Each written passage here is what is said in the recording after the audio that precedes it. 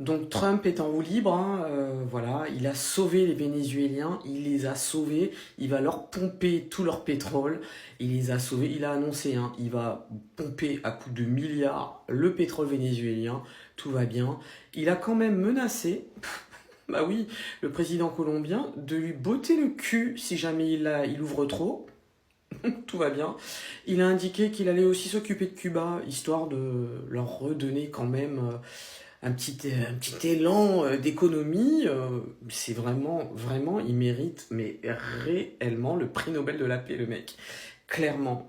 C'est bizarre, il n'est pas aussi investi à Gaza. T'as pas eu envie de kidnapper la grosse mierda de Netanyahou, hein? Mais tout va bien, hein. Voilà. Donc Maduro, bon bah, dictateur, il faisait souffrir son peuple, ok. C'est encore mieux de faire que des gens étrangers viennent chez vous, vous pompez toutes vos richesses, parce qu'il n'y a pas que le pétrole, et vont faire la pluie et le beau temps. Donc demain, si les États-Unis vous disent fuck, ben on va voir ce que vous allez devenir, hein, les Vénézuéliens. Voilà. Ben, il vous suffit de regarder tout ce qui s'est passé, hein, je vous le dis, en Irak, en Libye, en Syrie. Regardez les gars, hein. Vous verrez, vous verrez. C'est une projection pour vous. C'est une projection pour vous. Ensuite, ce qu'il faut comprendre aussi, c'est qu'il y a le pétrole, mais il y a aussi Maduro qui était très proche de la Russie et de la Chine. Voilà. Hein, puisque la Chine, évidemment, elle a bénéficié, hein, quand même du pétrole vénézuélien, au même titre, surtout la Chine, hein, au même titre que là, Trump a décidé pour le coup, lui, de se servir, hein, vraiment, clairement. Il a éradiqué un mec qui était quand même... il était en poste, hein, voilà.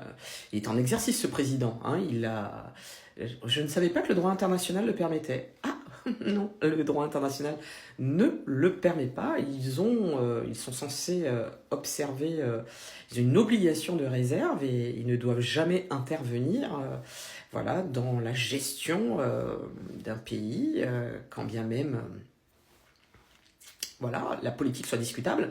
La preuve en est, on le voit bien avec Netanyahou.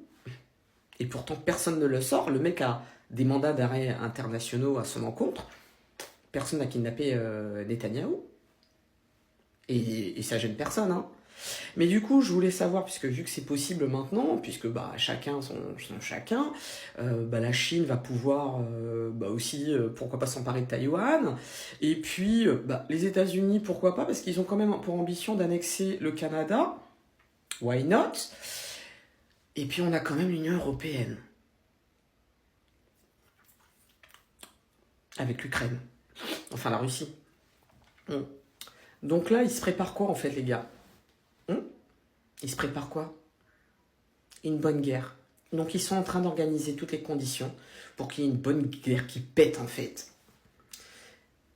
Et il y en aura plusieurs. Il y en aura plusieurs guerres. Ouais. Et donc, tous ceux qui disaient « Mais non, il n'y aura jamais la guerre ». Ouais. Ben regardez comme les choses s'organisent et sont en train de s'orchestrer. C'est juste extraordinaire. On vous l'a dit, on a une poignée de milliardaires à la tête de pays qui se pensent les maîtres du monde et qui peuvent foutre le chaos. Voilà. Et d'ailleurs prendre nos enfants pour les envoyer à la guerre que eux ont choisie. Voilà.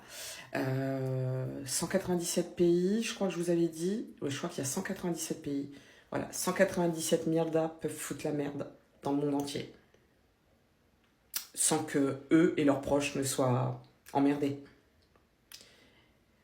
Bah écoutez, les prochains, qui sera la cible? Vu que maintenant tout est permis, le droit international, tout le monde chie sur le droit international, les mandats d'arrêt, tout le monde chie dessus.